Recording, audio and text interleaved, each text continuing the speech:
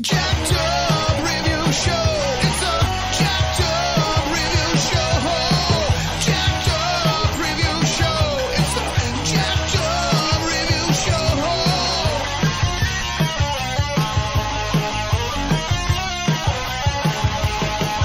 Join us as we cover many an insane movie and numerous cult TV phenomenons. Are you ready to get jacked up? Are you with us? Then listen on. Listener discretion is advised. It's a Jacked Up Review Show. It's a Jacked Up Review Show. Jacked Up Review Show.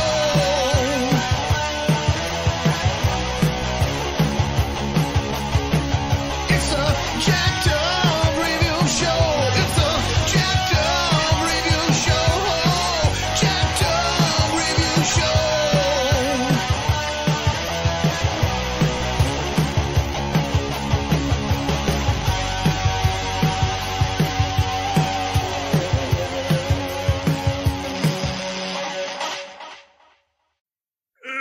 Hello! Here we are again for another cult actor takedown. I got Tom Lindaman and JJ Bruno in another reunion. Yeah, brother, For we're those back. who thought you were safe, You thought you were safe. Expect another cult movie beatdown. Mainstream shit, it's overrated. We gotta go into the guys who got all these long lost movies and just a career that you can't even explain with a straight face. That is They the said- one. They said it could never happen. They said they tried to bury it. But of course now, it has returned. The cult actor.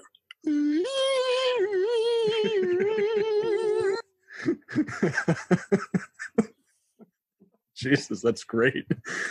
Oh man. that should be the theme going forward.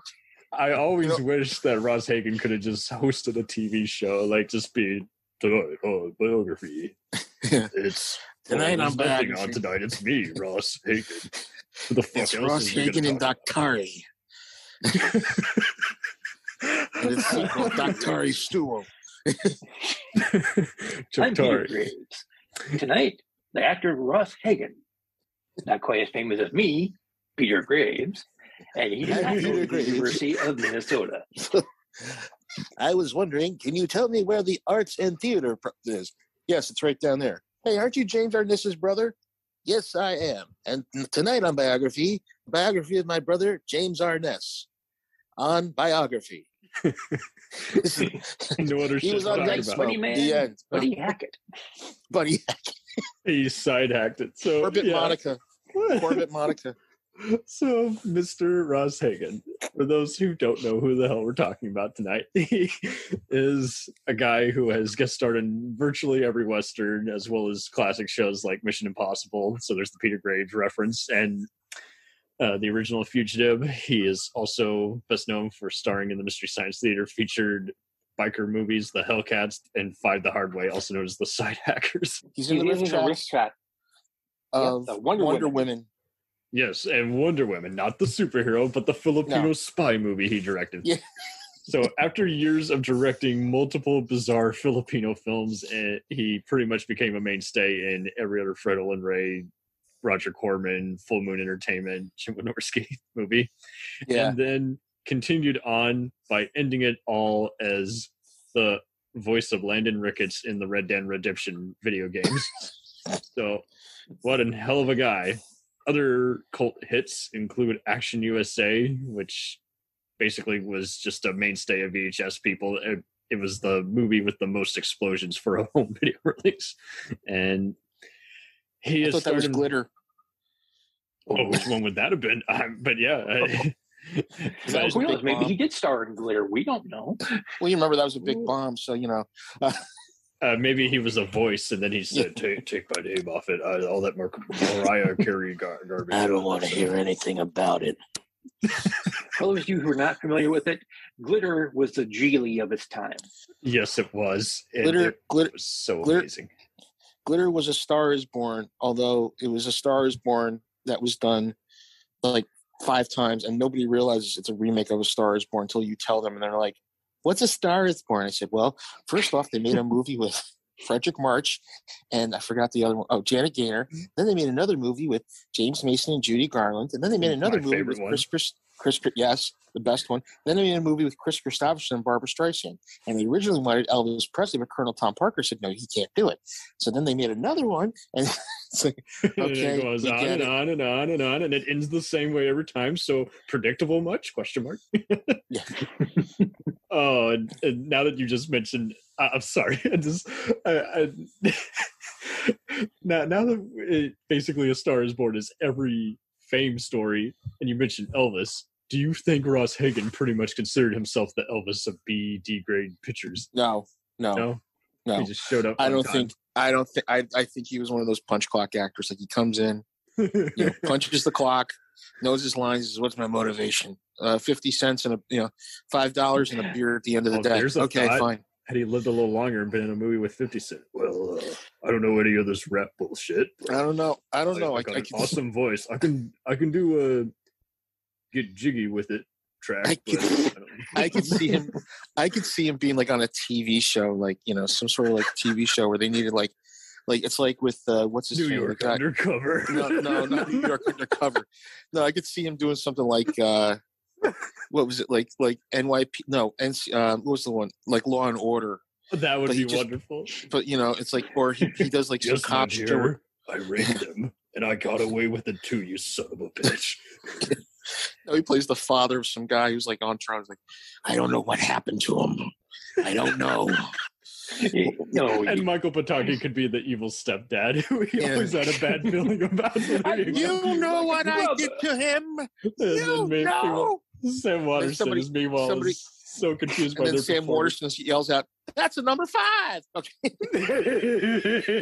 I'll take a number 5. I identified them. That is the number 5 suspect. And Law and Order. I don't know what Ross Hagen unit. Ross Hagen unit. Yes. You just hear this instead of a bang bang. You hear. Yeah, there you go. He's doing his bad impression of the theme. Has he ever actually sung in a movie? I couldn't find any music credits. I can't see him doing that. I could see him like. Well, I mean, it could be just like John Carradine. He has no business doing it, but he could. Yeah, John Carradine. Yeah, once you got Carradine singing, you're pretty much you can't do it. When you have Carradine singing, the theme song, and you're like, how much are we paying for this? Do I get royalties? To the earth. Boy, you gotta come up for air. Lucky Strikes and some bourbon. Oh man! So, is there anything that just really surprises you on his whole resume? Like you were mentioning SVU, as close as he probably gets to that is probably the TV show he had, Doc Tari, because that was a big show from what I remember. I'm really surprised to see him on there, and like you were saying before we were warming up, is like he is kind of a low rent kind of Joe Don Baker, which isn't saying much. No, I say he comes from the Robert Mitchum School of Acting. It's like he just kind of sits there and goes, "Yeah, okay, whatever." He thinks he's Clark Gable, but he's really Robert Mitchum. No, it's two. But it's two different styles. He's like, I'm just like in Hellcats, right? He's like they ask the questions, what happens? Big Blue pulled me over, asked me an old lady, and gave me a hassle. And then before you know it, he seems like he's out of breath half the time, or just overheated on set. No telling what conditions were back in that day. He reminds me of James Franciscus in Planet of the Apes. Beneath the Planet of the Apes. Totally. Same kind of hairdo, doesn't he? Same kind of hairdo, right? And here's the funny thing about Hellcats. When you talk about the Elvis Presley thing, Hellcats has Sonny West in it. Oh, wow. Sonny and Red West were. Oh yeah, he's the guy at the beginning who says, "Well, who's going to take over the gang? Me, Big Daddy. Me. It's me, Six Pack. Me." And he was the guy that wrote that book about Elvis back in the 70s. Elvis, What Happened? And he talked. He says, like, I couldn't believe how Elvis was when he was, with all the drug taking and everything like that. Oh, that's great. So But it's weird. He's like, yeah. And I think Sonny West had a book come out, his autobiography come out. So he talks about going to Hollywood and, being in all the Elvis movies. And I think somebody saw him and said, let's put him in a biker picture. And it was Crown International. Crown International was AIP, except like on the lower rung of things. Like you have American International. You have American International, and then you have American International, which did a lot of good business. And then it goes to Crown International. And I remember seeing a lot of stuff for Crown, I noticed, including movies he's directed. So that's wild how Ross just stays with it. Anything for AIP, baby. Anything for Crown, I'll do it. I'll do it. Crown me the king of the Crown. Crown International. And it's so funny.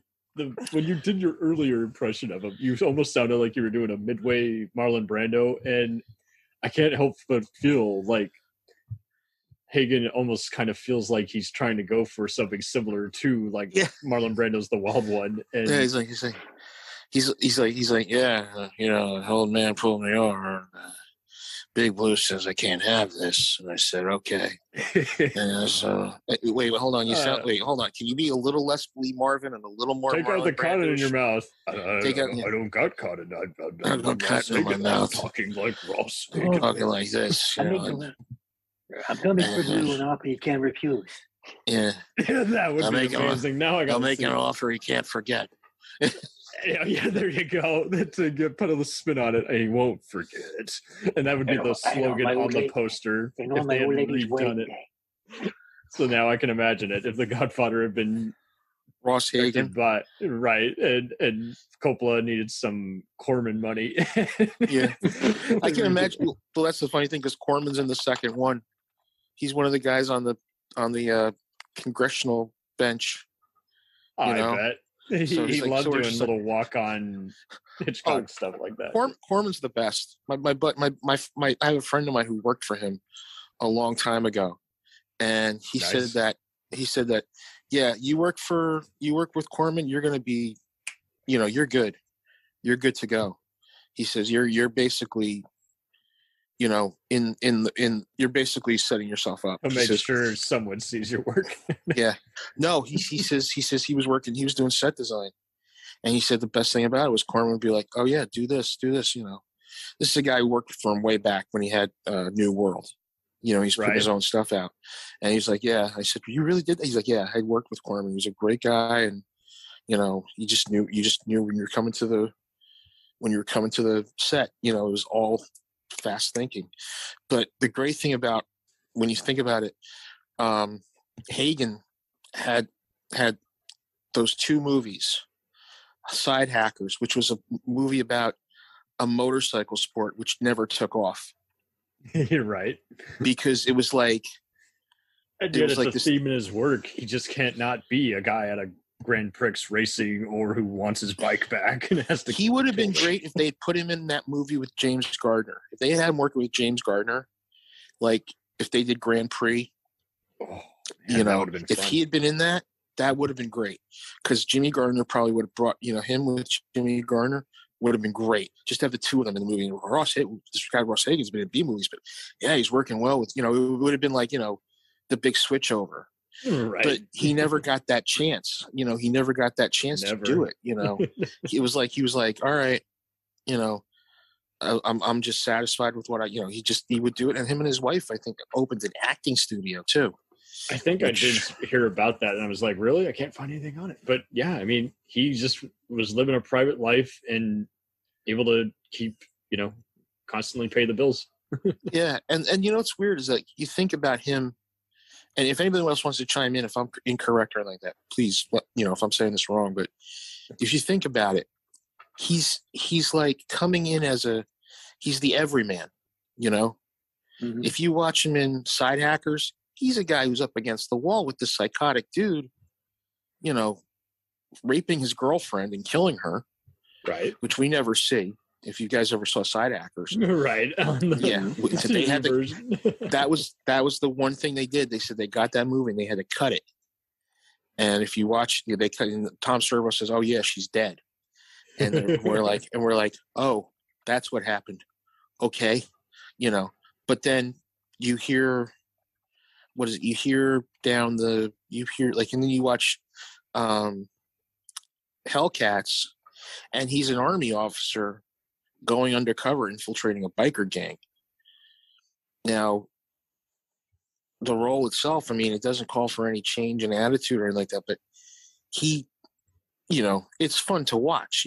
They're fun movies to watch. But it's like his acting is just like, ugh.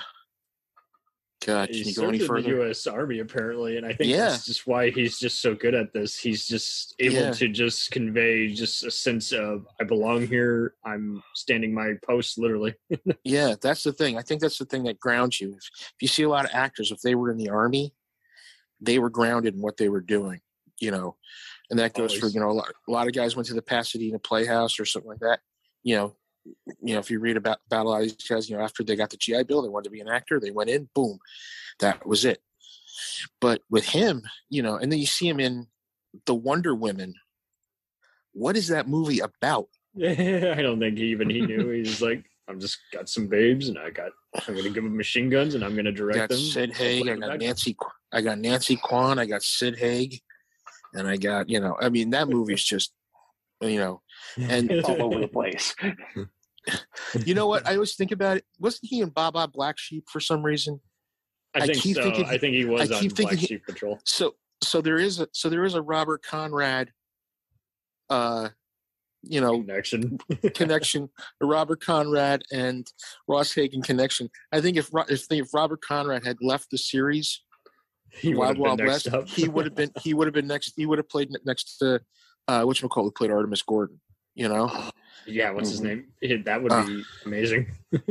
That would have been great just to see that, because I mean, if you give him a Western, he would have done great in it. If you'd given him give him something to stretch his acting chops. But I think he was just given these roles, and these were biker movies that were done at the height of bikerdom, because it all begins with, what is it? The Peter Fonda, the Wild Angel, not the Wild Angels. Not Hell's Angels, the one that Peter Fonda and Nancy Sinatra did. In '66. Yeah. So you got to realize it's coming out right at the time of, Side Hackers comes out. Side Hackers is a brutal movie. Mm-hmm. It is. You can often get it in some of those damn, 10 action movie packs. Yeah. Yeah. It's a brutal movie to watch. And you look who's in it. I didn't notice this, but Goldie Hawn is in it. Yeah, she was like married to the director at the time. Yeah, Gus Trichinosis. Something like that. Was her first. That was her first husband. Yeah. Mm-hmm. And I can imagine her going. Yeah. Do you remember the first movie you were in, Side Hackers? I can't remember when I first saw it, but yeah, it was definitely on Mystery Science Theater. And I think what Ross does so good is, few actors, if they don't have much of a backstory, even the best kind of struggle to do anything with it. And I mean, you see him in the Heat of the Night sequel, The Organization, with Sidney Poitier, and he's got a very brief role as a guy on a boat with a bunch of other smugglers and everything, and they all look like they belong in the scene. You feel like they're going somewhere with their character, and it's just like that's so cool to see any kind of actor, regardless of how high or lowbrow their work is, to just own the scene. Yeah, you're sitting in the movie theater. That's him. It was definitely that. I mean, and he's in the same scene as like Raul Julia and a bunch of these other up and coming B actors. Yeah, and that's what blew my mind is like, he's like, you look at the frame of work that he had through that time period that he was active, and you're like, wow, he did all of that, But we know him through three movies actually. Right. Two giant movies.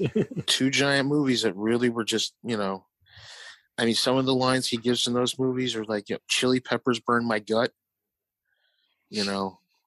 He punches out. Who's that? Remember you guys both saw Side Hackers, right? Mm-hmm. Oh yeah. Okay, the guy he punches out, Big Jake, the big bodybuilder dude. Oh yeah, They're in the gym. he was another like giant stuntman back in the day, and I think I remember Jim Wynorski, who of course worked with both these guys, said he worked with that guy apparently on like one of the first movies he ever did that had just a bunch of Muslim gals taking on a bunch of people in a fight competition or some shit. Yeah, I forget which one. There's so many of them. That but guy. He said he was a big bully apparently. Well, that guy was in. What was that one? Star Crash. He played one of the two intergalactic cops. Yes, he was. Yeah, he shaved his head off after pretty that. much stuck to it. He just was always a grunt in various movies and shows. That he's not exactly the best guy to be around, though, from what I understand. Mm-hmm. But I was like, we were like talking. I was thinking about something with the side hackers. I was like, this was a sport that I don't know how they scored it. You know, it wasn't like coming in first. It was just like, okay, the guy leads on it, and then it goes around. It was supposed to be like I think it was supposed to be like a big thing. You know, it was definitely their takeoff point, and yet never went from beyond. It never went. Like it was like BMX. It was like Rad. Rad did a lot, and BMX Bandits did for BMX bike, bike racing. But right. This one, tanked. You know, I mean, just and then you got, Hellcats, which I think it's a really good movie.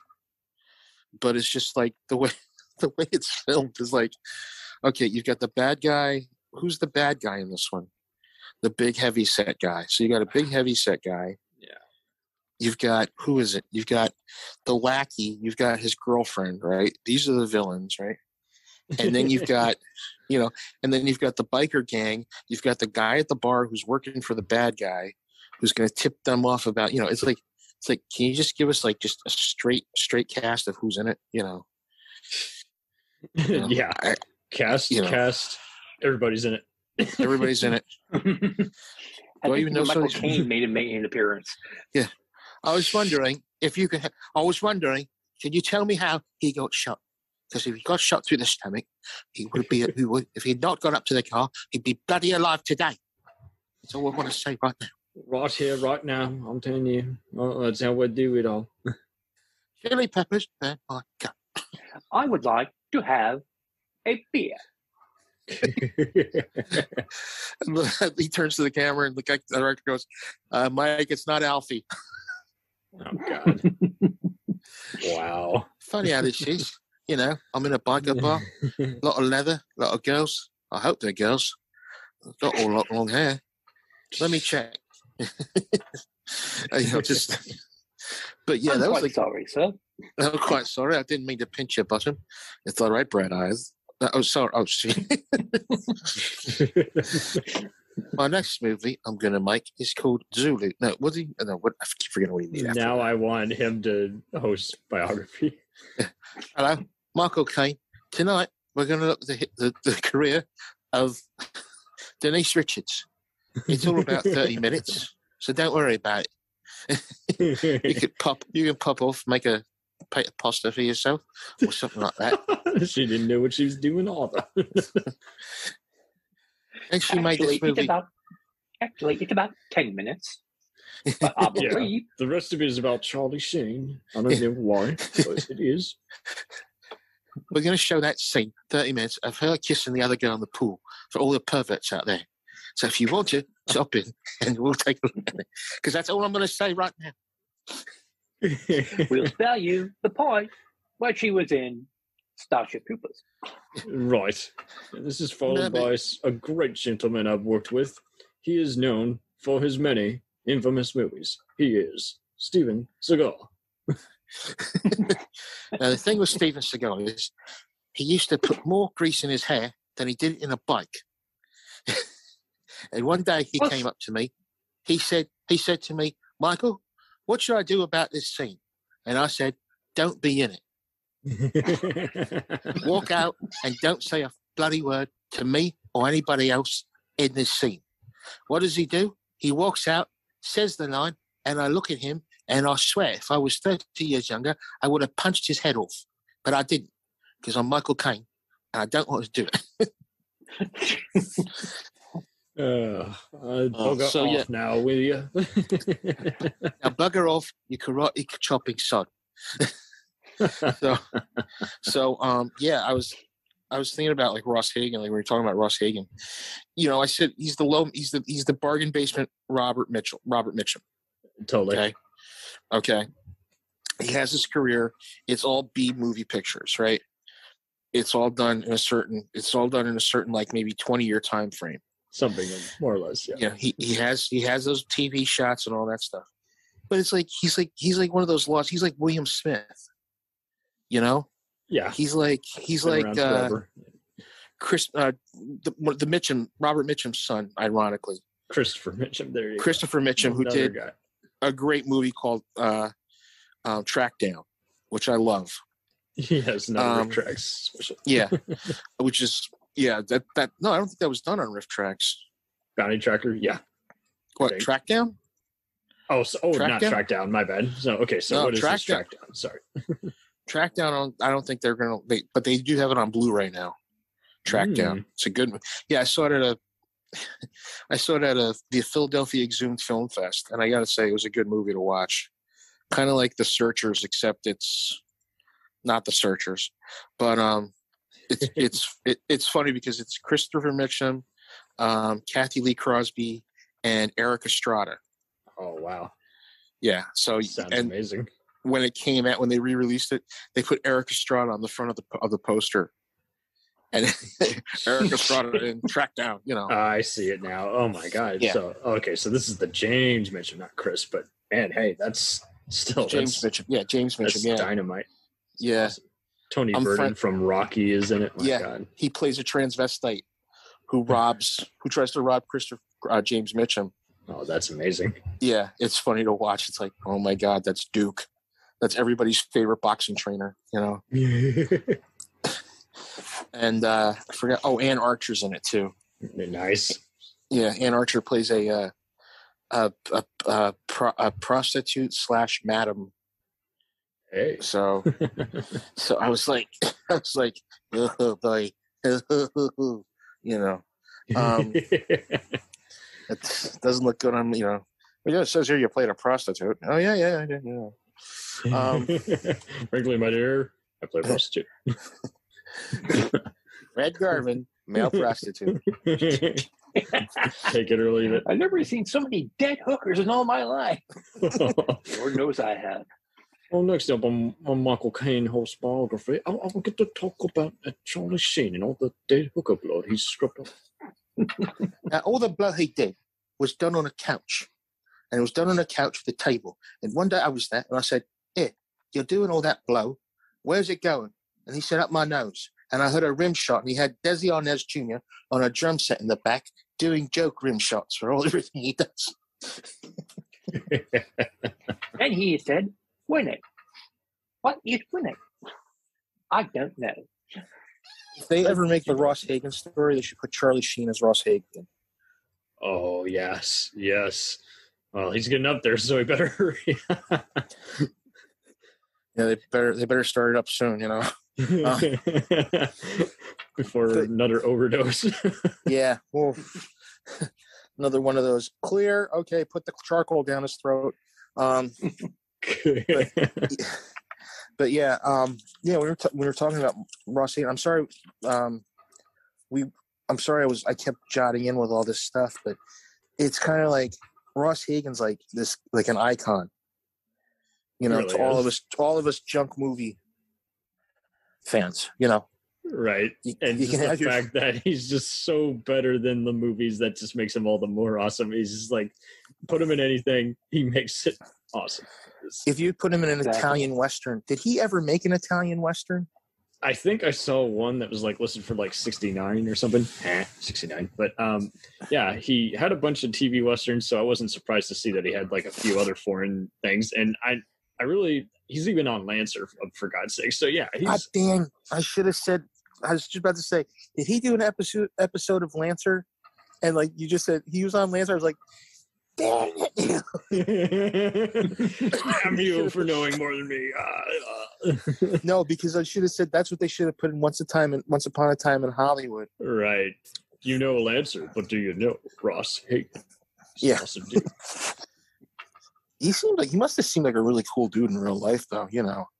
I'm pretty much getting that gist, and I know that's pretty much why Fred and Jim said, aside from the fact that he won't turn any role down, they're just like, we got to put him in every one of our movies because he will just go to town. He'll have a fun time. He'll make our set even more fun, and just with his deep voice. I mean, who else are you going to get to star in something goofy like Alienator? Well, the thing I love is he always had that short haircut up until like 75 when he did Wonder Woman. Then he decided to let it grow. After like 86 or something, he kind of does away with the beard. He's even in Armed Response with David Carradine and Lee Van Cleef. So, oh my God, there's a combo. He should have been in Master Ninja, Kung Fu, and the guy from Die Hard. Side hackers. Al Leong, yeah, Uli from Die Hard, yeah. Yeah, and then you're just sitting there. You're like, I have like it's like that guy in PCU when he's like saying, "A bridge too far." Michael Caine, Sean Connery, it happened. It happened. Too much. Awesome. Have you guys ever seen any of those Angel movies that New World Pictures put out? Angel and Angel 2, Avenging Angel. I saw Angel 1. He's in both of them as different characters. I think it's he's a detective in 1. Right, and so that's why I didn't remember him as much. It's very brief, but yeah, part 2, it's just hysterical. He plays like an asshole named Cowboy who's just basically like, "Come here, you little bitch," and he gets thrown out a window by one of the main bad guys. Or the good guys, the anti-heroes, the vigilantes, and they toss him out. And it's just so hysterical. His overacting, he's on a hood of a car the entire time during the car chase, and he's just looking at like, "Oh, what do you think that's going to do? You're going to kill me with that damn car." And of course he goes flying and dies instantly, but it's just it's hysterical. Just, you can't not love it. It is like definitely one of his top 10 roles, in my opinion. It's just the whole gist of it. It's really no different than his various biker movies, because at this point he's basically just playing a different kind of outlaw who just does not give a shit. He just looks and says, "Can I have my paycheck?" "Yeah, okay, fine, thank you." Fine, I get to be a politically incorrect guy who smacks bitches and curses everyone out. Did you ever see the first Angel? You know who's in that movie that I didn't realize just until recently? I thought it was a fever. Dick Shawn. Yeah. Dick Shawn is in that movie. He plays the cross-dresser, the transvestite yeah, he prostitute. does a good role with it, despite it being a stereotype. Yeah, he's pretty awesome. Well, that was the 80s. You could get away with a lot of crap back then. But it's like it's kind of weird because you think about it. He was, Ross was just like, he was in. Hey, if it's a low-budget picture or it's mid-budget, if it's canon, if it's I'll go and do it. No problem. Right. That movie, The Wonder Women, though. Have you guys ever seen that? Some of the riff tracks, I didn't see it all. I need to see it again. What was the part? She takes the parts of people and makes them into like the ultimate human being or something it's like like that? something that would have been like a bionic woman or $6 million man or some shit like that. Yeah, it's some weird sci-fi premise. It was, and then at the end, they all show up at his place, and like either they're gonna kill him or he's gonna choke him to death. I don't know what the hell to make of that. It's just one hell of an ending, and you can tell that everyone just watching it is like, I don't know what's going on. Can we watch that car crash into the fruit stand again? Right. It just was like, man. I was just like, man. What? And it was filmed in the Philippines, and that's weird because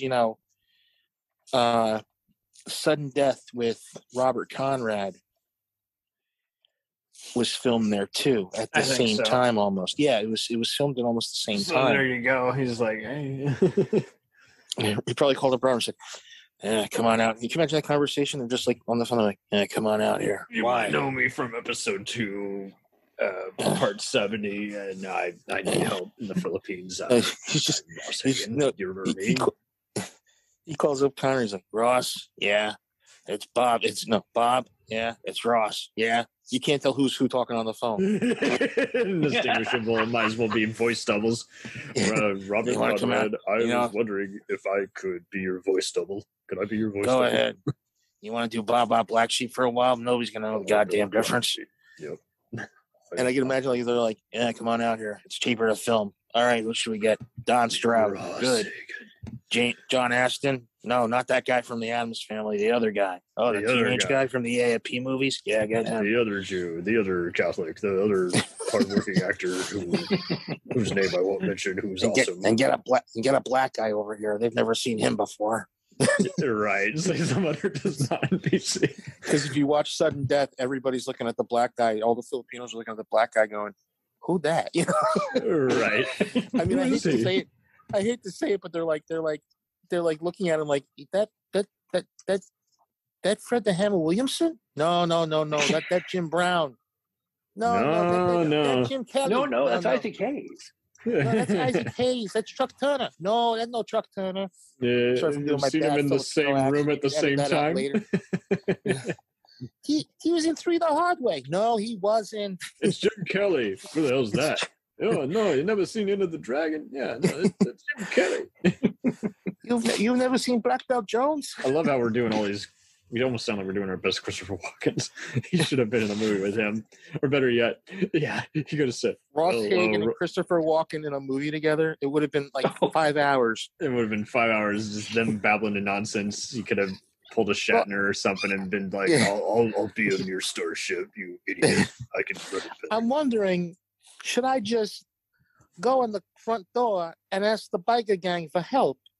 Go ahead and do what you want. I don't care. You got the Oscar for the deer. I'm going to tell you that's kind of weird. It's going to be kind of weird here, but I'm going to say that maybe you go in, maybe go out, maybe go back in again, maybe ask. Hey, Goldblum, shut up. Maybe ask Sarsaparilla. Yowza! Oh, Hagen, you're going to town, baby. You don't know how to do in the scene, but yet you make it work. Oh my God! Your hair. I can't believe you beat up all those bikers in there. You using your kick their ass. Yeah, you're using your fist. Did you put it up your ass? Well, I can tell you, I've been working on my martial arts moves, doing a little bit. You should help out of this, and maybe doing a little thrust kick. Maybe. You deal with murder and everything. I got a pal here. His name is Robert Wagner. I think you need to help him out with a scandal he's dealing with here. Hi, I'm Robert Wagner. Oh, that's sad, man. Did you hear now? I think supposedly he has like dementia and shit like that. Oh, there you go. I would probably have it too if I didn't know if my wife died or not. I don't know. I was gonna say he probably would got it on purpose for starting in Heart to Heart. Oh. I saw that. Ross is in a Heart to Heart thing, so there you go. He is? He is. He's in one of my movies. God. I got to find that episode. If he's in it, I got to find it. It's one of the TV movies they do after this show ends. In the nights. Hey, Wagner. How's your wife doing? The one who wasn't doing a remake of Gilligan's Island. You know what I mean? You're on for one. Not your real life one. What did you think I was talking about? Not Stephanie Powers and not Jill St. John. God, I'd love to have a tear at her. But, the one that was... I love how you're going to town, having Hagen be the creep in the story. The one that was... the one that was doing her imitation of Aqua Girl, Oh, my God. the one that literally swims with the fishes, The one they pulled her up, everybody was singing Octopus's Garden. Remember that one? I got her mixed up with the James Bond film Octopussy. Yeah. Kind of weird. You marry a Bond girl who you marry the Bond girl who falls in. Oh, Jesus Christ! You start with. No, wait, hold on. Let me get this straightened out here. My memory's going. Hold on. So wait, you weren't in Diamonds Forever? No, that was my sister-in-law, Lana. Jumps out of that goddamn. I give her a 5 the hard way. I give her a hard on. Let's side hack her. Jesus. I give her the old Russ 1-2 special. You know what I mean? Oh God. Weird. They never tell you. They never tell you about me. It's me. It's Milton Berle, Hunts Hall, Forrest Tucker, and me. Look up that group. That's more right. 17 the hard way. 17 the hard way. I prefer. I made Milton Berle hard. I was in the Friars and I made Milton Berle blush. Trigger warning for those already not offended. For those of you who don't know, Milton we're still Berle a had little naive. We're talking about penis. I know. I'm just joking. We're just all joking around here. Jesus. I know, but it is so wild. He is on Macmillan and Wife and all these other 70s crime He was shows. on Macmillan and Wife? Yes. I'm just Oh like, my I can't God. believe it. And what? Wait. Pre or post mustache? Oh, I'm sure it's post mustache. It has to be. Okay, because I remember the mustache one, the mustache episode, because Hudson was filming All Pretty Maids in a Row. Remember that one? Oh, wow. Yes. Yeah, with Angie Dickinson. Written by yours truly, Gene Roddenberry. Written by Gene Roddenberry. He had side-hacked Roddenberry and said, hey, Yeah. I like beautiful women too. Put me in space. I'll go after alien babes. Yes. I'll be James Kirk. I'll be his brother, Dick Kirk. Like my Dick Kirk Jeffrey so Hunter hot. does it. Yes, what's down there? It needs attention. Jeffrey Hunter, he's this ego-headed movie star. He doesn't want to play. You gotta put me in as I Captain. could be Captain Pike. I'll I'll be Captain Pike. I could side Pike. There you go. You can side Pike. I could be a help Pike. Hell, I'd Pike whoever you want me to every episode. Hell to the Pike. Hell to the Pike, baby. There you go. He could have a Bruce Campbell type career. I've already memorized my line for Captain Pike. Yeah. Beep. Oh, Beep, God. beep. Had he lived Beep, any beep. longer, he probably would be in Eric Robertsville, where he would be asking for cue cards. Oh, did you hear about? Did you ever hear about with the Godfather with Brando? He had like cue cards Let all alone over the every place. Coppola movie, yes. Yeah. Bob Hope was bad too. Bob Hope used And to he was like, already a bad person, so the irony. Oh. if you hear about Gilbert Gottfried's, if you listen to Gilbert Gottfried's podcast, That's shameless a great plug. one. The Bob Hope stories I've heard about him, and I don't think Ross did that. I don't think Ross did the cue cards. I think he had the script memorized. That's good. And he walked in. He said, "Okay, here's my lines." But some of the people he worked with, they were so wooden they could have been soldiers. Funny how that works. Yeah. They were so wooden. Soldier, I want you to be brainwashed, not brain dead. More emotion in the scene now, please. That's your motivation. Okay. Okay. Brainwashed. All right. I was in the Navy, so fuck you. Simon. Brainwashed. Oh, geez, what do I have to be? A Scientologist, Reverend Sun Young Moon? Which one am I following? Jeez, oh God, I don't even wash my brain. You want me brain. to start the scene, or you want me to end the scene? That's all I need. What do I do? Walk out or walk in? What do I do? Do I end the battle, or do I start it? Oh, do you want to know something really funny though? I'm friends with one of his co-stars, the one who played his girlfriend in. I'm Facebook friends with Diane McBain. No, she's retired, right? So I don't know. One day she says, "Oh, I have had a very long career, blah blah blah." And I PM her. I said, "Hey, what was it like working with Ross Hagen and the Side Hackers?" Never got an answer. She was probably horrified. I mean, she's like method acting. She's probably like, "Do you know what that movie did to me? My career." I didn't get any good offers after that. Damn you, damn you, damn you. What did she do after that movie? I don't know what she did. She was with Elvis for a couple films. No need to do anything else. Yeah. Held to the key. You go from Elvis to Ross Hagen. Where do you step off on that,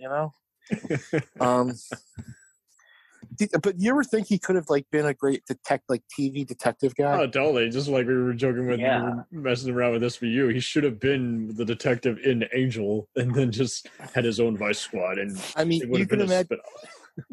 I mean, they gave Jack Palance Bronk in the 70s, right? Right, of all things. Okay, of all things, I'm Bronk.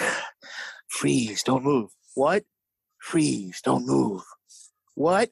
I said freeze, don't move. Oh, okay. Freeze, don't move. Okay, all right. Spread them. What? Spread them. What? Spread them. Okay, Mr. Palance, I'll do that. It's Bronk.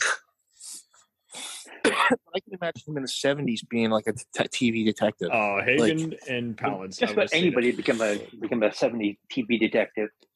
Back when they would take a chance on anyone, just what was it? Barry Newman Barry Newman was the lawyer, which became Petruccelli, right? I think so. Yeah. Mhm. Yeah. Okay. Everyone Then was getting offered a spinoff. Del Vecchio was Judd Hirsch, right? Yeah. You had Before Toma, was which calling was, for taxis.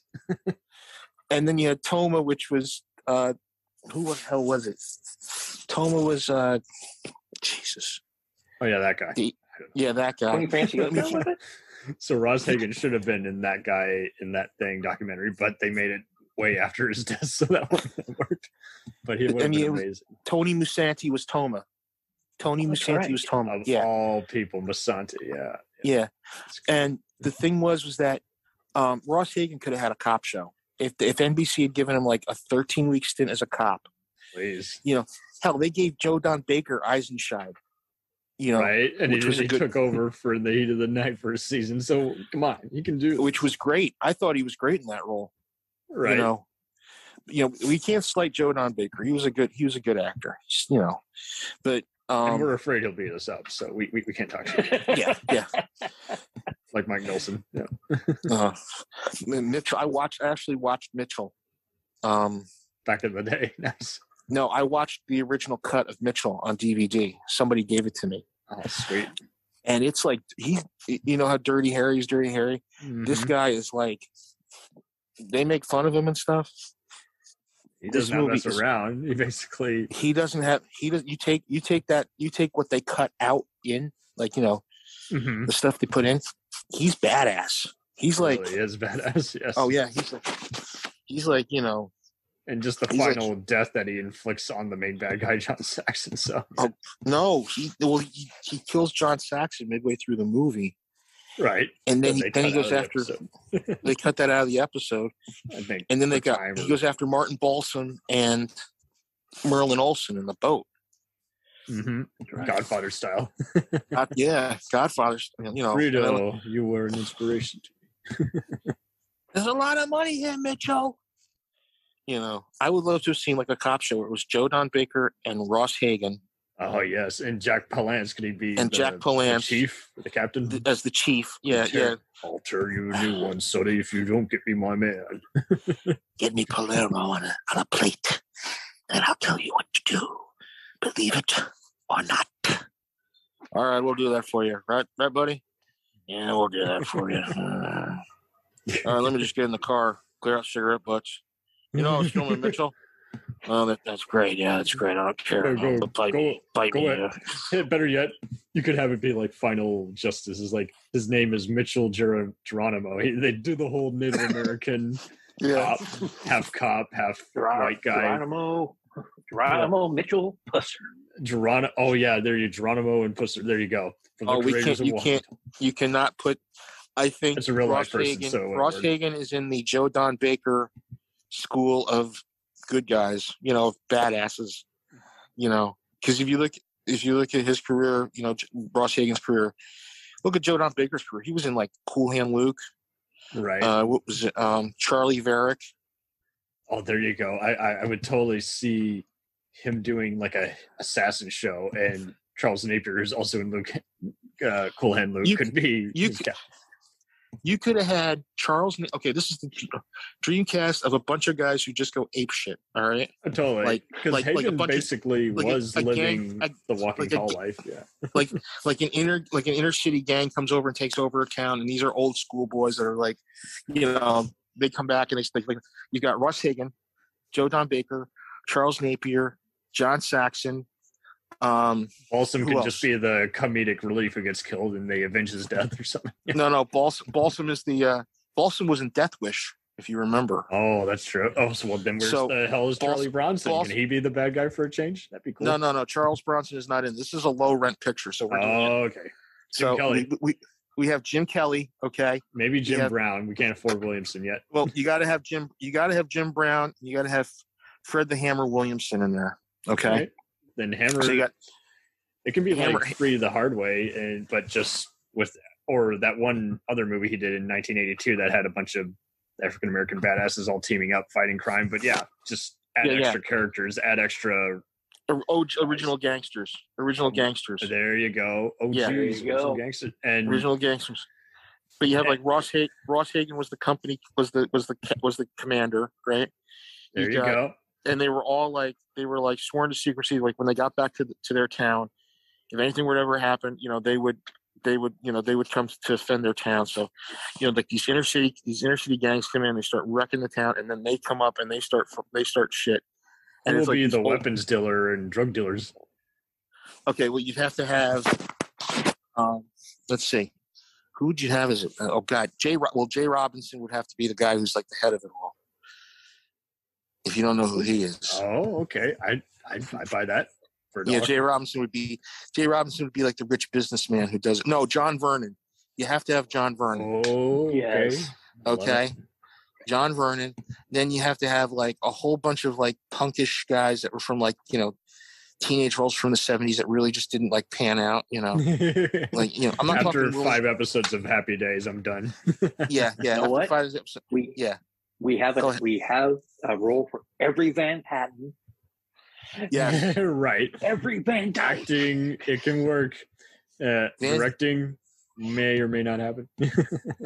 Well, you can't say anything about Timothy Van Patten because who's the director of Van Patten? I think it's Tim, yeah. Timothy's the director. And who's the one who's in The Master?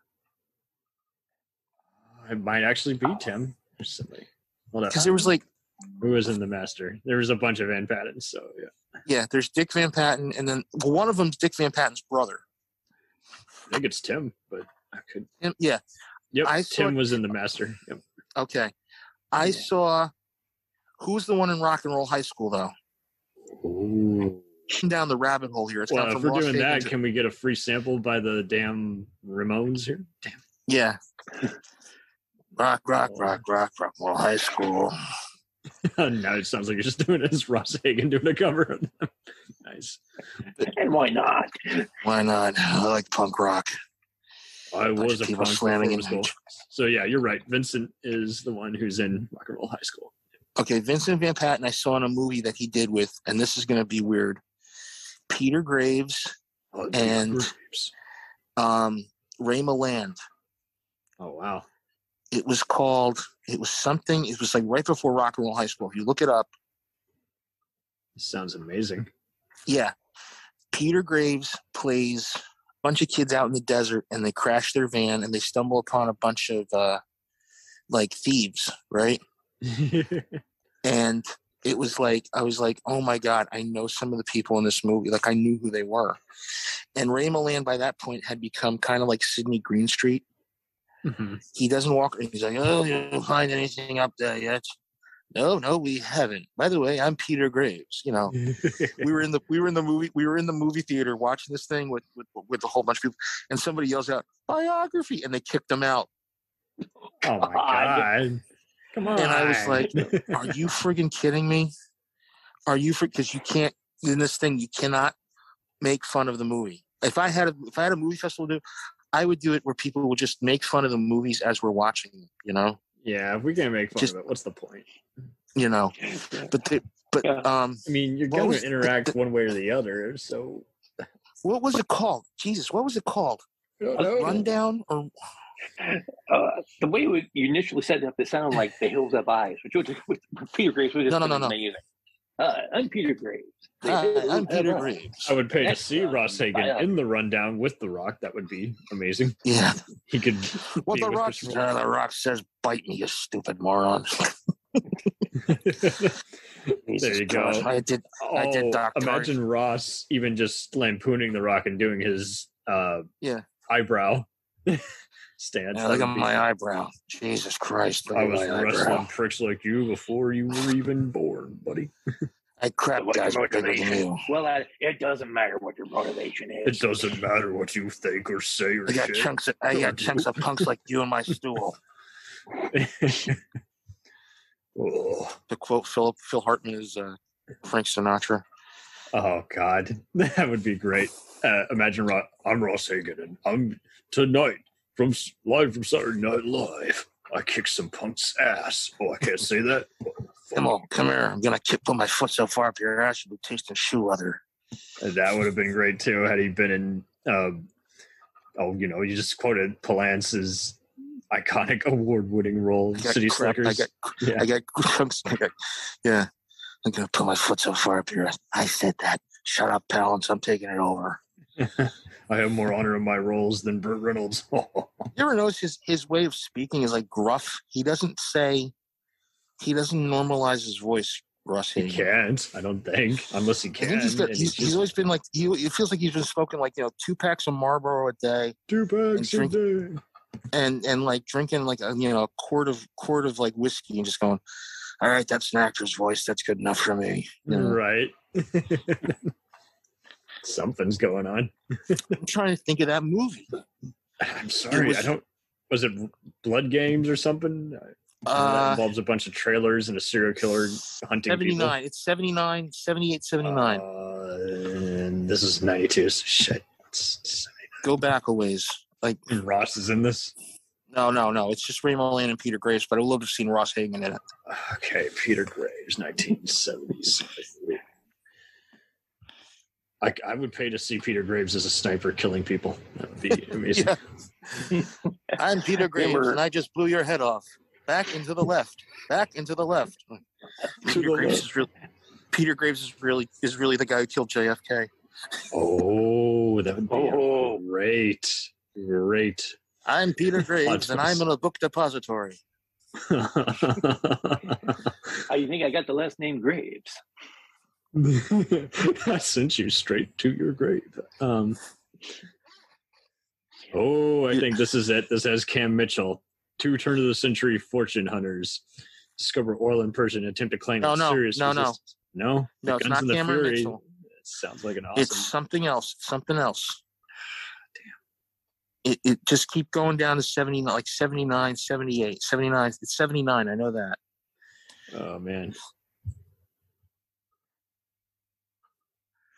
One of the girls who was in the movie was in Jason of Star Command. Oh, okay. Death Car on the Freeway? No. 9-known psychotic driver. No. Let's see. There were a couple of ladies. I want to say it's Tamara Dobson. No. It was Tamara Dobson replaced her. Yes. Ooh. Halloran was her last name. O'Halloran or something like that. Yeah, Heather or something like that. Let me look it up. Marsha. For sure. I don't know. I'm just going to say Marsha. Makes everything better. Marsha. Look at now. It just so happens I happen to have the whole series of Jason Star Command on DVD. I saw all of it on YouTube the other day. Yeah, it was great. Survival Run. Is that the one? Teenage drivers out into the desert. Their van breaks down. Yeah, that's the one. Survival Run. 79. You're right. Survival Run. Yeah. It was like Timothy Van Patten or Vince Van Patten was in it. He's just like so innocuous as a hero. He's like, Greg, you shouldn't have done that. Well, you're right. Right. And the kid who gets killed in it, there's some kid, he's got a real funky name in it. Oh, I don't know, but that's fucking awesome. He was in the Kids from Caper. I didn't notice until recently. Oh, the Catalina Caper. Jeez. No. There was a show called the Kids from Caper. Oh. It was from 1970. Live action. Yeah. With live action. I'm getting into it. Yeah. Oh, you got her last. It's Susan Ohanian. That's what it was. Yeah. Wow. Jeez, awesome. Yeah. So, but yeah, that's what happens. I mean, like you think about it, Ross Hagen could have been in any 70s movie. He would have totally owned it. Yeah. He could have owned it like nobody's business, But unfortunately, he never really did. He was just B movie star. Grindhouse. Yep. B movie. There for the run, and then he goes home. But there's a movie he did called Supercock that I'm trying to find, and I'm gonna see if I can find it. It's an actual. Welcome to Supercock. I'm Peter Graves, and tonight we're going to show you the story of Supercock. I'm going to see if I can find it. Hold on. Let me see if I can find it here. Somebody said... It's a movie. It's called... Yes. Ross Hagen's Super Cock Workout. Produced by Jane Fonda. 1975. A gangster, Subas Herrero, and his henchmen try to stop a cowboy from entering a cockfighting competition in the Philippines. That's amazing. Director, Gus Triconis, Goldie Hawn's first husband. There you go. They go away. I went to the Exhumed Film Festival. They had T-shirts for the movie. That's awesome. Yeah, it was a rooster with a Superman outfit on with a big C on it. So apparently that movie is big. It has to be. And I mean, do you see his mustache and just the photo for him? Oh, I got to see this. Hold on. He gives every porn star a run for their money. Oh my god. Oh my god. Ross Hagen. What did he do? Like go to Freddie Mercury and said, "Hey, I got a great idea. Grow this in a couple there years." You go. He must have been a stand-in for a rock band. It's just pretend to play the guitar. People will think you're, I don't know. I mean, it's like, oh geez. Oh man, and then they called it Foul Play, FOWL. Of course. And Nancy Kwan is in it. Nancy Kwan was big. I remember her being in Bird Drum Song. Oh. Yeah. She was big in that. She's still around. She's still active too, I think. She's still on occasion. She still dabbles in movies. I remember she was doing Pearl Cream commercials. Really? Man. That's how far my memory goes. My father was, no, you made a ton of money doing those commercials. Nancy Kwan for Pearl Cream. Hello, I'm Nancy Kwan. Pearl Cream is good. As you put it, it makes your skin tighter and more moistureable. And now I'm here with Marlon Brando to talk about butter. I like butter. Yeah, I like butter. I like butter a lot, especially when I'm doing a scene with Maria Schneider. Get the butter. But I don't use regular butter. I use Fistman's margarine. It's good for certain scenes. Isn't that right, Malcolm McDowell? Yes, that's right. Yeah, so try Fistman's margarine. It's wonderful. just one more. Okay. I see. Oh God! You want me to do one more take with her? Yes, I do. I don't want to make you make one more take with her. Okay, you up for this? I'm up for this. So are you? God, nothing wrong. Eh? God, I can't believe who directed that movie? Bertolucci? Yep, Bernardo Bertolucci, man. And I think she committed suicide after, and he came off as a dick. He didn't even apologize about it. He's just like, dude, your movie destroyed her life. You humiliated this woman. I don't care. I make movies to make people think. Think about what? Yeah, if you're going to tell people to think and you're not going to think, fuck Kettle Black. you do the last Emperor and you make this, I don't know how much you're going to cut out of this thing. I think you're going to have a 5-minute show this time around. No. We are uncut and we keep doing trigger warning, talking about some sensitive, messed up, fucked up filmmakers. Yeah. I love Marlon Brando for Fistman's margarine. If you are doing a scene and you need butter, don't go for regular butter. Go for Fistman's margarine. It's got everything I need in a butter. Especially I love the way you look. Oh, wait. That's Men's Warehouse. You're going to love the way you look in butter. Now butt out, buddy. Get out of here. Dude, I felt so bad because, towards the end of his life, they said supposedly Brando was walking around, in a daze. He didn't know where the hell he was, Oh, that would have been so awesome had he been in the movie Into Days. Instead of Rod Steiger, he'd be a priest. Yeah. I don't know what this Arnold guy's talking about. Demons. What demons? What demons are you talking about? Didn't I fight you in World War II? I played your people in that movie, The Young Lions. I had a Native American accept every award I won. I had that Indian chick go up and say, I don't want this award for The Godfather. She was. You want to know something funny? Ionized Cody was Italian. He was? Yeah, he was. His real name, I don't know his real name, but he was an Italian. What are you talking? And I played an Italian. So therefore, wait, where was I? Okay. I was watching my own thing, yeah. My own role. It's all crazy. My own role. I was so in my own role as Don Corleone. Marlon, it's Christopher again. I don't understand it. You're the typical Italian, yet you sound more Italian than me. I don't get it, man. I do that movie with Dennis Hopper where he insults me for being Sicilian. I can't tell you the word that he uses. I got to shoot his brains out, man. It was great. And I got to shoot his brains out because he keeps calling me all these names. And I had to call up an Italian friend of mine, and he told me what they meant. And I was like... I was dumbfounded. Oh, my God. I was dumbfounded. I was struck between a rock and a hard place, you know? Anytime it calls me, I just got my cowbell riff on repeat, baby. Oh, my God. I've watched like Marlon Brando.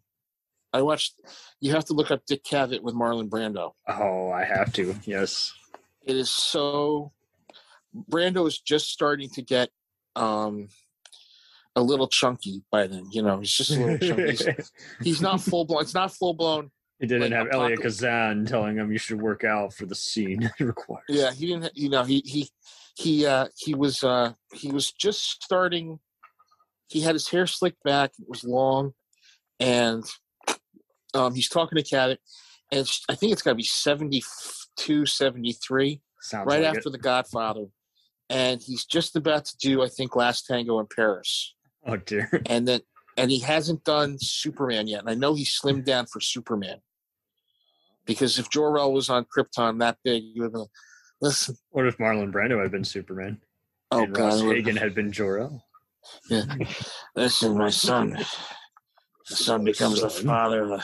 The father becomes the son. I was a side hacker to Side Life. Look it up. Yeah, you know, Krypton's going to blow up. Jor-El, be reasonable. Reasonable. Those kids who are that angry gal, she's a Hellcat. I'm telling you, a feisty one. I was just thinking about that. Like, you know, I can imagine Ross Hagen being Superman. Don't worry, miss. I got you. If you got me, who's got you? Shut up and just play to the scene, will you?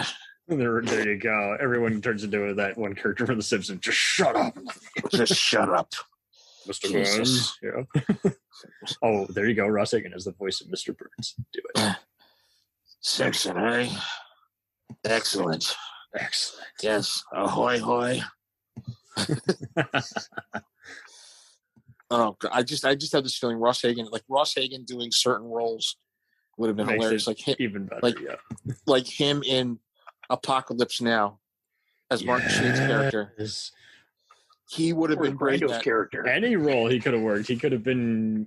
He could have been the photographer. He could have been the boat. Yeah. There you go. He could have been Duvall's character. Imagine being Duvall's character. Yeah, absolutely. He would have probably been even more apeshit saying, "We nuked the bastards at dawn." Because he would probably say, "See the way those waves break." Oh, he would totally go there. I'm just saying he'd go even more apeshit. Oh yeah. We'll just drop some napalm on him and fry him up. Sling him up. Drop it like it's hot, baby. Drop it like it's hot. As a rapper I knew years ago in Harlem. Yeah. Yes. During my rapper days as one of the Bloods. I used to teach poetry, and then I decided to not. I decided to teach poetry, and then I realized that Langston Hughes was not. What am I talking about? Poetry. Yeah. Lord Byron was a sissy. And Ray, and I'm told he's looking for a cool guy with a deep voice, and he can't afford anyone who's actually. I'm friends with Fred Olin Ray on Facebook. Oh, are you really? Yeah. He is a fun character. I've never seen any of his movies though. No, I have not. What movies has he done? Because I want to see what he did. Hollywood Chainsaw Hookers. Okay, all right, I know that one. Various other TNA Dinosaur. You've seen Dinosaur Island. You have to have seen Dinosaur Island. I think I did. Yeah. So there you go. That was him and Wynorski filming a movie in David Carradine's private ranch for Roger Corman. Oh my God. And Ross Hagen is the main captain in that, who's doing the whole "let's go kill some dinos." Let's go kill some dinos. Well, you guys screw these wonderful harlots. Yeah. You get the wah wah wah. I get to kill the dinosaurs. Jesus God, what the hell's the matter with me? Gary was not was. Oh God, they're going to be sore in the morning, and I'm going to be like covered in dinosaur blood. Look what I did, you sons of bitches. Dinosaur dung. There you go. Jeff Goldblum comes out. Well, that was one big pile of dinosaur blood. See, that's what I'm talking about. We're dealing with something very weird here. This is a big pile of dinosaur shit. Jesus, here we go again, Mr. Analyst.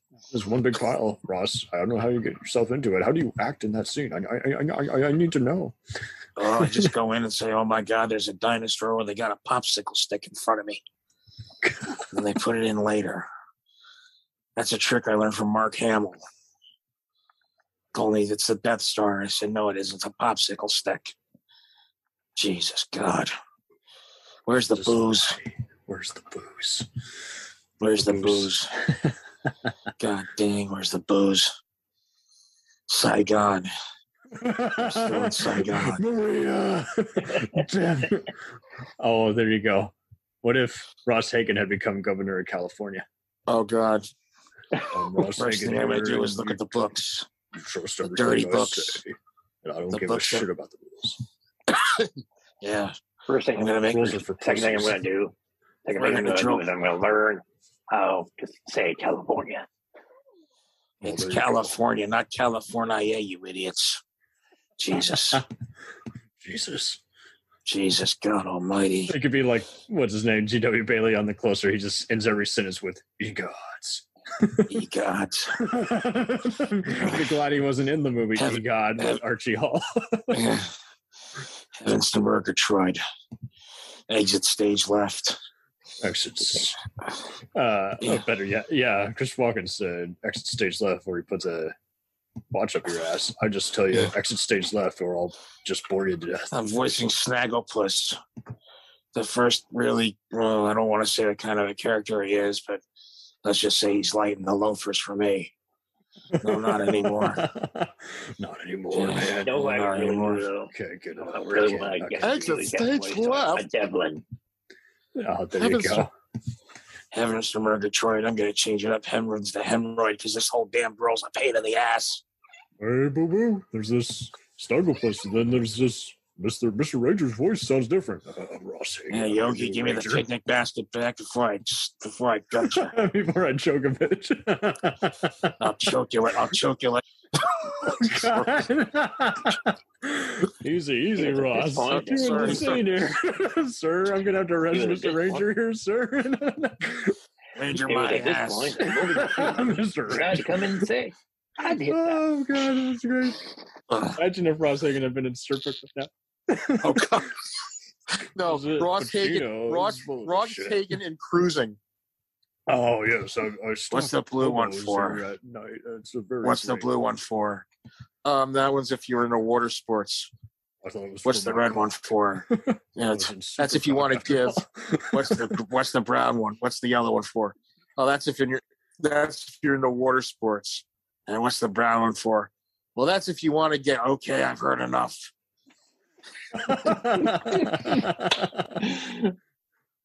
Now, Ross Hagen, what was it like working with Ross Hagen? I thought that motherfucker was going to try and kill me. Couldn't believe it. He should be in this movie called Scarface. I thought he was going to kill me. No. Imagine Pacino walks into the store and instead of Power's booth, it's Ross Hagen. And he says, "What does bandanas mean?" He says, "Oh, that blue one means if you're looking to score. And what does this pink one mean? That means you're going to take. And this green one, that means you're going to give. What does red one mean? It means you do all the holes. What does this yellow one mean? You're into water sports. What does this brown one mean? That means you want to get. Okay, I've heard enough." And then he could cross it over with Angel. It's not based on a true story anymore. I'm Cowboy. Mess with all those teenage hookers here at this hotel, and Pacino's going to try and arrest me. Nope, this other teen and her drag queens are going to kill me. Oh, you want to know something funny? Today is the 43rd anniversary of the debut of McLean Stevenson's third failed TV show, Hello, Larry. No. Yes. Already? Yes, 43 Man. years since Hello, Larry debuted on NBC as an unsuccessful spinoff to Different Strokes. We thought Matthew Perry had no good fortune doing any sitcoms post Friends. My God. Oh, no, he did. He did The Odd Couple. Oh, well, I guess that was on for a couple seasons, and then he did that one reason, like the morning group, like for people who lost their spouses. Oh, wow. Okay. But Hello, Larry was a show that they did in 79, and it made 38 episodes. So it was on for 2 seasons. Jeez. The second season is they retool it. So what they do is they bring in the cute little kid to, down the hall that pesters the teenage girls. They have the grandfather come in, and then they bring in Meadowlark Lemon for some reason. Of all people, gotta get her. Can you imagine that, like him doing Hello, Larry? I'm sorry, I can't even focus right now. What's your number? God. God, I got that fat ass engineer and the woman who's the daughter of Monty Hall as my cast members. You're one hell of a cat. Oh my God. Oh God, I want to just put a bullet through my head right now with the script. I've got the girl from Witch Mountain and the girl who's going to be an angel co-starring with me. Man, this sucks. Donna Wilkes and Kim Richards. Oh God. What else do I need? What else do I need? Oh wait. Why don't you just put in Meadowlark Lemon? That's a great idea, Ross. We'll put Meadowlark Lemon in. Oh, I was just kidding. Joke. If you can get Jesus Christ, you a-holes. You're all a bunch of freaking a-holes. I'm going to need a few takes. I'm going to invite her back to my trailer. Jesus. No Weinstein. I don't know who the hell that asshole is, but he's doing it the wrong way. You ask him, and Miss then Wilkes, if they how say old are you? yes. Miss Wilkes, how old are you? 17. You're not legal. Don't worry. I won't ask you anything yet. It's Charlie Sheen here. I'm just calling into biography. I got all my women seeking skills from this guy. He's a cool guy, cool cat, Ross Hagen. And I'm telling you, he smokes the best dope known to mankind. Oh my God, I was high as fuck. Oh, can I curse? You know what I found out with Ross Hagen? And one roof is Pimp My Ride with Ross Hagen. Bill Cosby hanging out with Ross Hagen. Oh, God. You know something? I was wondering. Would you please help me? Look at the dead old boy. It really was all about the Benjamins with Ross Hagen. You know, I had Ross Hagen over my house one time, and he asked me what these pills were for, and I said they were for sleeping. Some rosin, some reason, and some real right. Ross Hagen on the original Bill Cosby show from the 70s. Yes. Do you remember? We're a biracial couple. I'm Ross Hagen. I'm cool with anything that moves. Ross Hagen. If it's got tail, I'll take it. Yeah. You think he was a real ladies' man? I think so. Just the hair and the demeanor and the voice. It had to be. If he was happily married for like who knows how long. And well, let's see. His second wife was him, and his second wife were like 40 years. Second wife is doing something right. So yeah. So I think he was pretty much good, and he had like 3 kids, from what I understand too. I'm sure they could tell stories. Yeah. What would be so funny though is if he just. You heard about that sitcom, Different Strokes? Well, how about 5 strokes the hard way? That sounds way better. Well, you play. You see, they don't want me playing the bicycle repair guy who takes little Johnny and Arthur and goes out. Now it's an even better one. What if Ross Hagen was Mr. Fix-It on Sesame Street? Oh, yeah. I can't say anything. What do you want to fix this shit for, Big Bird? I'm done. Well, my radio doesn't work. Then buy another one. This is a Jap piece of crap. I'll take it a step further. Ross Hagen as Mr. McFeely. Oh, yes. Yes. Here's your goddamn letter. Rogers.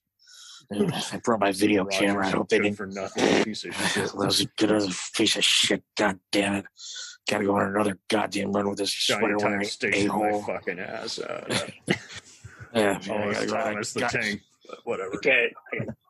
No, I got the best video thing. with Bob Crane. Him on Newzoo review. Henrietta Hippo, Jesus God. That owl and that dog. God, I want to just put that frog. I really want that chick in the go-go boots and the mini skirt. Yeah, the Newzoo review. This episode you never saw. me and that girl. What was her name? What was that girl's name? What was her name? Andy. Was it? It was something Joe, Mary Joe, or something like that. I think so. Yeah, be like, yeah, she's married to that. She was really married to the guy with the glasses on that show. Was she really? Yeah, I found that out. I found that out for somebody. But I was like, goddamn Sid and Marty Krofft ripoff. Jesus. Suck that low. You know, they're having Jesse White on next week. I hope I'm on for that one. He can tell some great vaudeville jokes, the dirty ones. We're working blue. We're working blue. Who the hell is it's the Newzoo review? It's the Newzoo review. I got the clap coming after you. Got the clap. Oh. I used to watch that. That was on some station around here. It had to be. No. They reran it for a while. But they did. I think on Channel 9 or something like that. Had to be. And it was like I said, this is a fever dream. I know it's a fever dream. It's a fever dream. I don't know why, but I know it's a fever dream. And then I was watching it again. I was like, this is real. This really happened. And my mother said, yeah, you used to watch this when you were a little kid. I said, I did. She's like, yeah. And I'm like, oh, Jesus, kill me now. Because the Sid and Marty Krofft stuff was on all the time. Way too much. Well, they would have it on during the summer. Yep. Because they would do, what was it, the Krofft Super Show? Not the one with whatchamacallit? The guy who's not Michael Lembeck. They would do it where they'd run it for it was 4 shows. So they do the Bugaloos, the Lost Saucer, HR Puffin stuff. Wonderbug, yeah. Dr. Shrinker. Electro Woman Girl. Yeah, Electro Woman Dinah Girl, Dr. Shrinker. But they would run it. It was on Channel 11. That's great. Because I remember I came home from church one time. I had to go to some church thing because my parents were trying to drill God into my head. And I was like, And I said, this is Ross Hagen says you just need some serious weed and hot women. Life is complete. You need some weed, you need some blow, some weeds, and some hookers. That's all you need in life, kid. Just don't be like Charlie. Don't be like Charlie. Don't be like Crosby. You mean Cosby? Yeah, same guy. Who cares? Same fucking difference. Who cares? That pedophile can have his sick off for all I care of. Get out there. This is the bingo. This is I'm going to tell you now. I'm going to treat you like Gary if you don't shut up there, Ross. You sound like a redneck trying to do his best Peter O'Toole. There we go. I'm gonna do. This is Bing Crosby. Bing Crosby talking to his son Gary. Now listen here, Gary. As far as I'm concerned, you're talking a little too much to your old man. Now I'm gonna take a big brown smack belt and hit you upside the buttocks with it. And if you start bleeding, well, that's a bit of pain, a little bit of pleasure. You know it's a pain in the ass, but in the end, keep your yap shut. When the blue of the night meets the bright of the day. Stop that! Oh yes, come. They told me, pum. Yeah, you better stop. I'm 40-something years old. There, keep your mouth shut, boy. I'll scream. Maybe I'll hit you in the stomach with some Valencia oranges. I learned a couple things when I was overseas in Japan. Ways they torture people over there. You better see that. Very good. By the way, you like leather? Imagine Bing Crosby. That's a great Robert. That sounds more like Robert Mitchum, yeah. No, Bing Crosby. Bing Crosby at an S&M store. So you got that that leather mask I was working for? Wait, what? Wait, aren't you Bing Crosby? Yeah, I am. I'm gonna show you a couple things. I want to get that leather mask and that cat o' nine tails. Feel a little kinky tonight with me and Dixie. Oh my I'm god! gonna go over there and give me that bondage outfit, the one that she could put a. Well, I'm not gonna say it, folks, but give me the one with the open crotch. What? Wait, what? What? Yeah, give me that one there, and give me the spike heels. I like wearing those sometimes. And could you give me a gimp mask? I'm looking at that for. Oh, that's great. I'm looking at that for Dean Martin. Hey, we're going to Dean's Martin house later. He's into some serious shit and stuff Sherry doesn't even tell us about. Oh man. Oh, Dean. What is it? What is it, Jerry?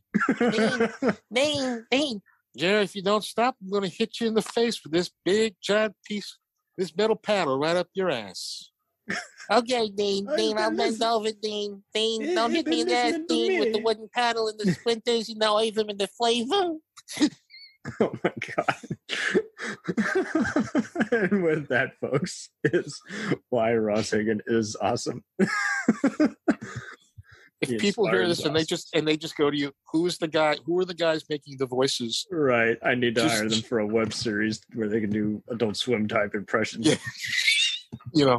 I'll give you my number and they can call me. By all means. Oh, that's great.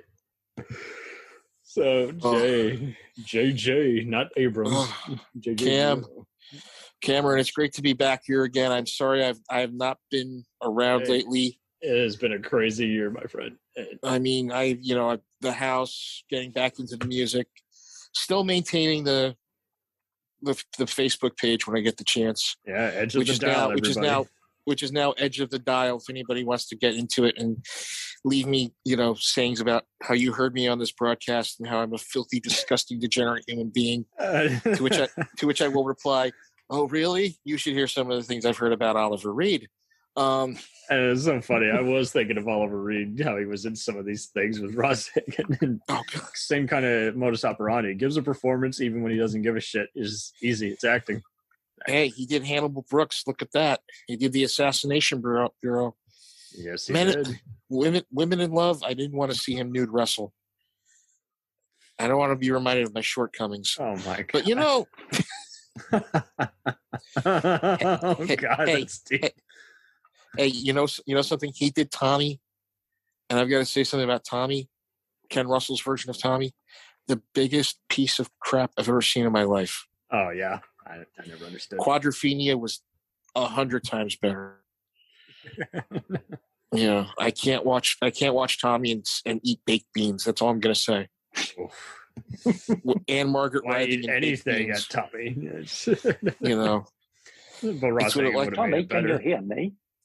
Can you feel me now? Imagine if Ross Hagen had played his dad in that one scene instead of Jack Nicholson. Yeah, he seems to be completely unrestricted. The test I gave him showed no sense at all. I'm getting some incest vibes from you, boy. Are you okay?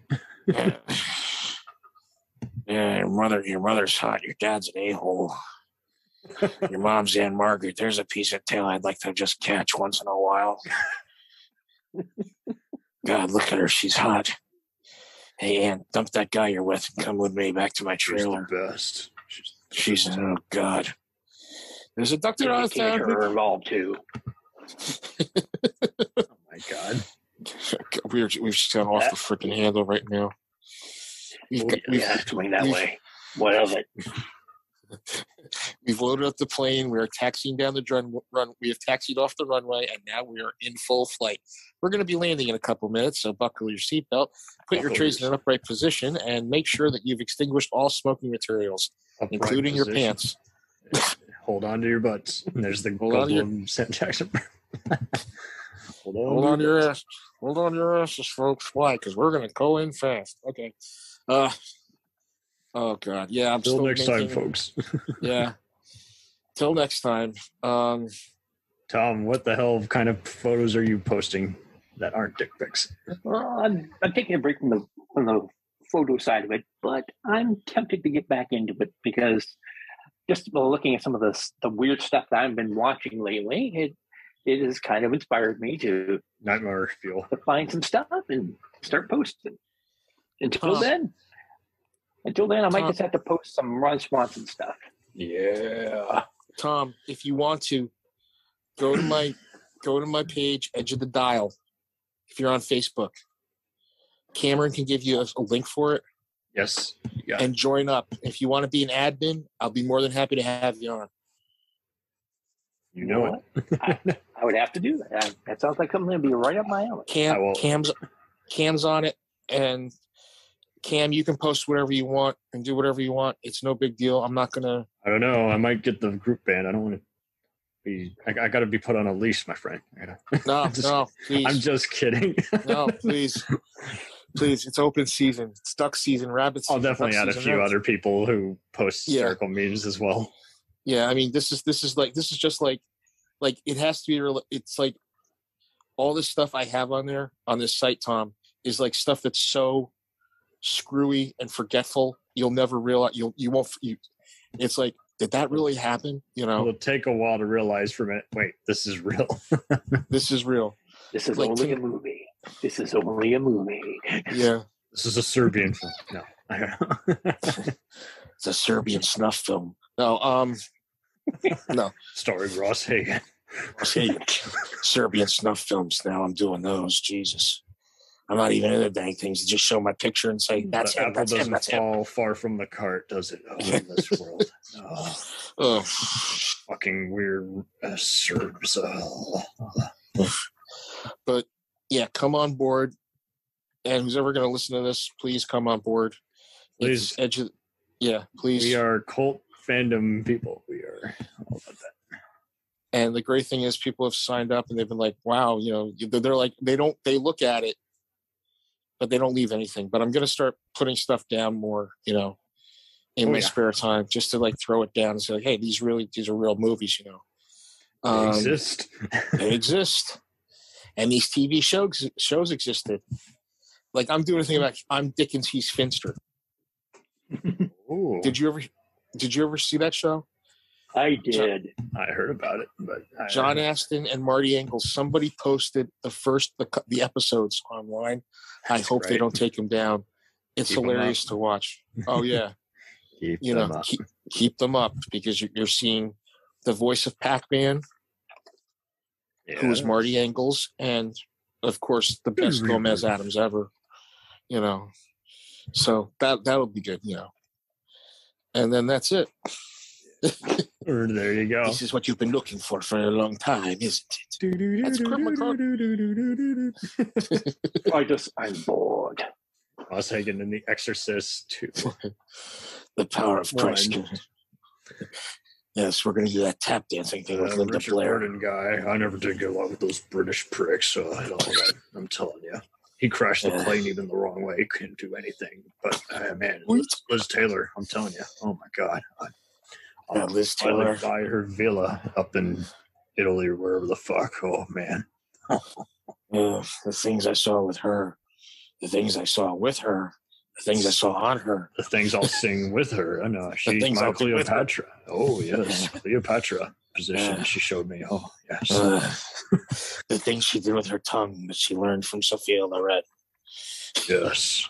Before all these Vergara assholes were still in the thunder. Oh, man. We had to get it the old school way, boys. Oh, man.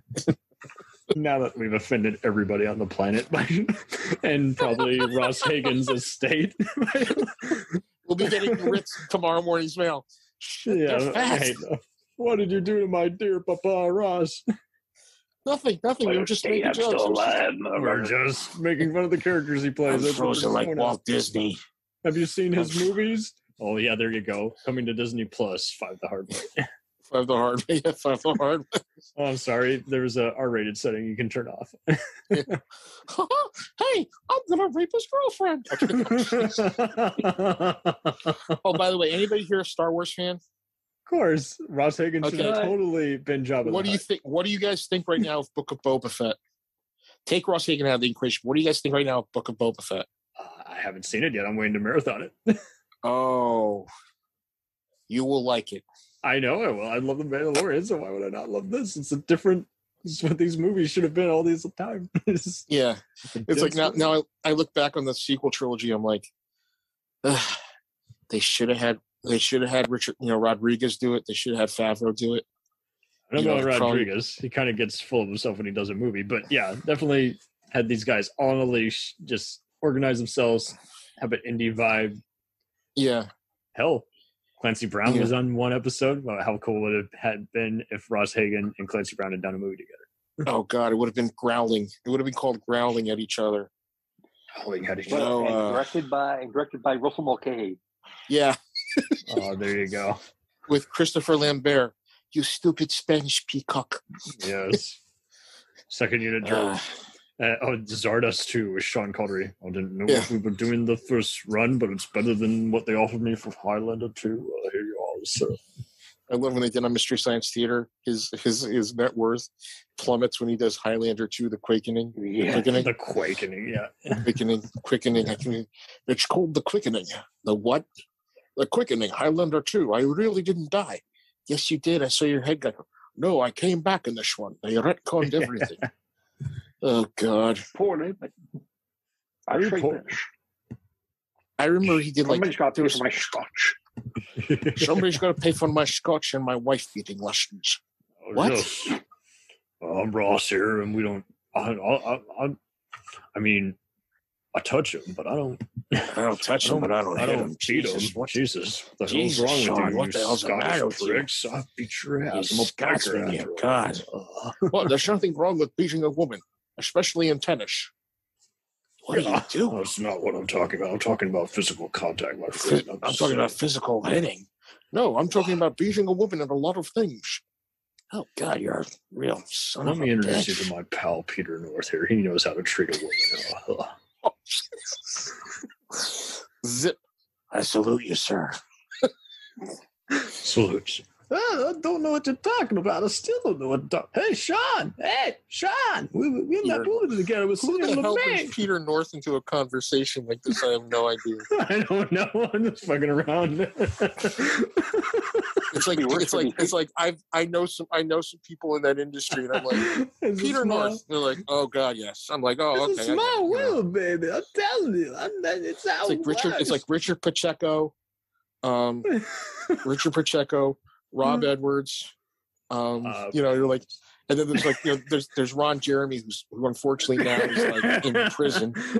You know, there you go. Ron Jeremy, who made mainstream movies. He was in a couple of mainstream movies. Oh, and then so also, was like, Randy Spears. So there you go. Randy Spears and don't forget, what's her face from the first Police Academy? Kim Cattrall? No, the one who was in The Devil and Miss Jones. The Devil Inside, Miss Jones. No. The Devil That's and Ross Miss Hagen's Jones. ripoff. Yeah. Jesus, she's the one that goes under the podium. Oh, Yeah. no. Yeah, That's she's the same one. Oh, Yeah, and I go to my father. I'm like, hey, that's so and so from The Devil and Miss Jones, and I told her this online. I go, hey, that's so and so from The Devil and Miss Jones. He's like, how do you know that? I'm like, nothing, Dad, nothing. She actually, I think the guy who directed Police Academy knew her.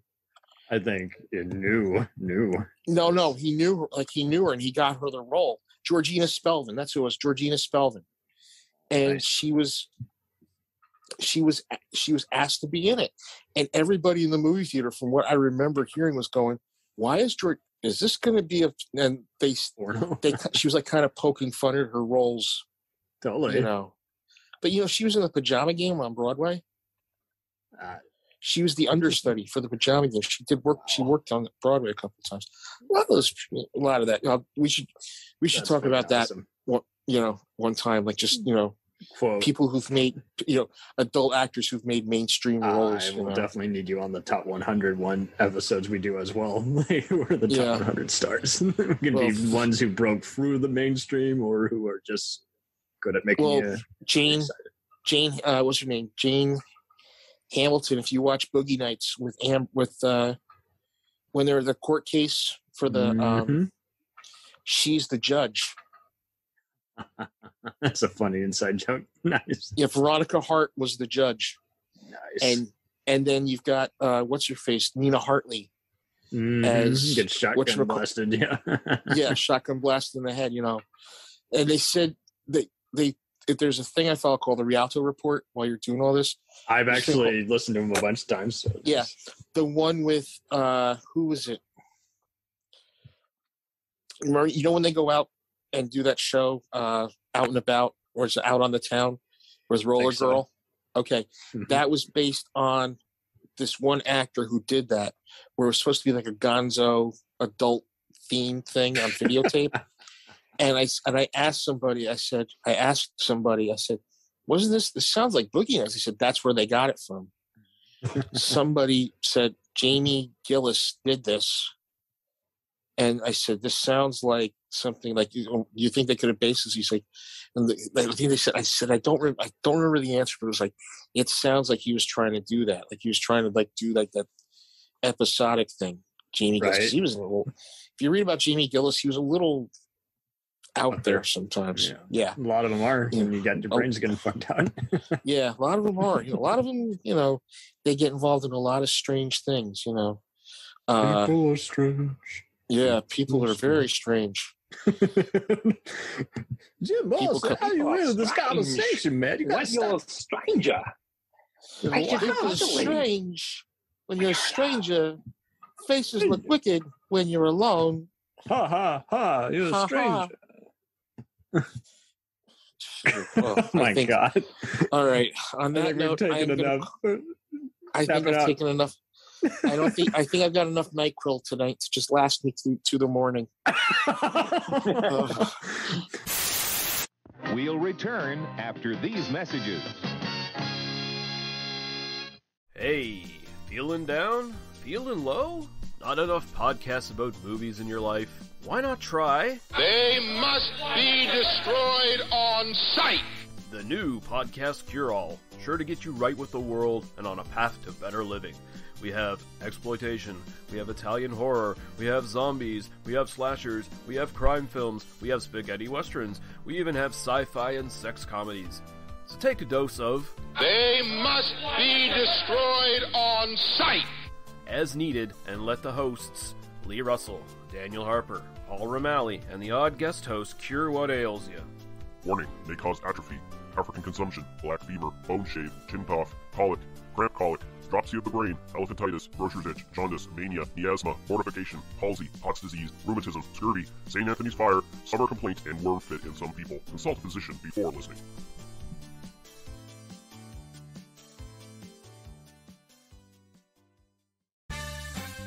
Did you ever see a film at such a young age it left you traumatized with cinematic wounds? Necrophilia. It's a dead issue, man. Don't push it. Cinema Psyops is a weekly podcast documenting an ongoing experiment on the mind of an unwilling test subject. No one should have to watch this movie. Oh, no one should have to watch this? No one should have to watch this movie. Surprisingly, it's not a topic that a lot of people really want to tackle. I'm shocked, prudes. I know, really. Right? It's the next sexual frontier that no one wants to explore. I am, in the most sincerest of senses, disappointed in you.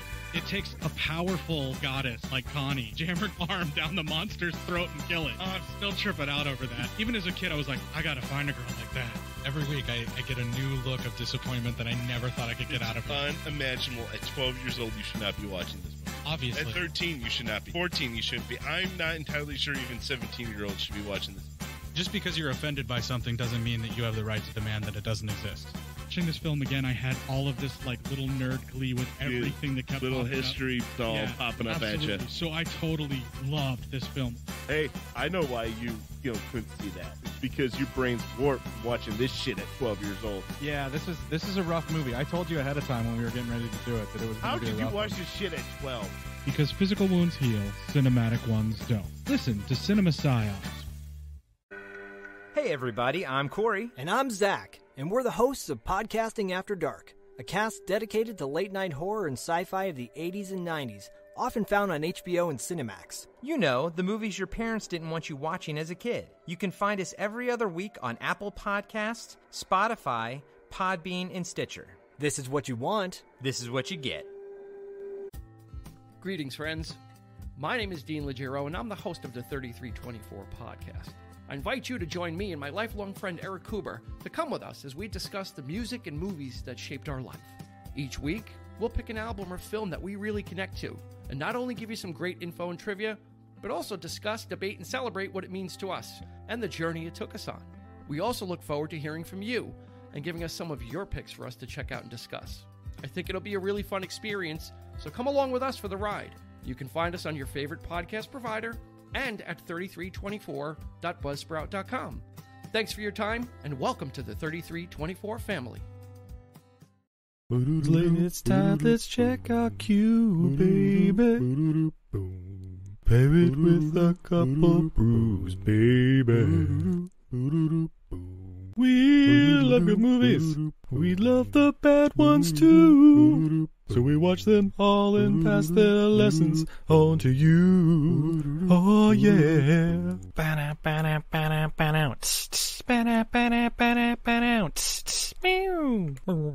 Everything I learned from movies helps to make life a little bit groovy. With a one-liner plot holes and gratuitous movies. It's time to get busy with your friend Steve and Izzy. At eilfm.podbean.com.